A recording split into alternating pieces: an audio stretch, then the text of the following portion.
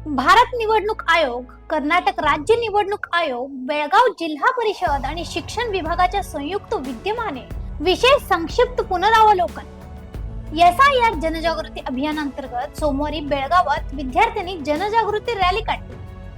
बेळगाव जिल्हाधिकारी कार्यालयापासून या जनजागृती रॅलीला सुरुवात झाली. शहरातील प्रमुख मार्गावरून रॅली काढत विद्यार्थ्यांनी मतदार यादी पुनरावलोकन, नव मतदार नोंदणी आणि मतदारांच्या महत्त्वाबाबत घोषणाबाजी करत नागरिकांमध्ये जनजागृती केली. यावेळी मतदार यादीत नाव समाविष्ट करणे, नावातील दुरुस्ती करणे तसेच मतदारसंघ बदलण्याच्या प्रक्रियेची माहिती नागरिकांना देण्यात आली. या रॅलीमध्ये शिक्षण विभागाचे अधिकारी, शिक्षक आणि मोठ्या संख्येने विद्यार्थी सहभागी झाले होते.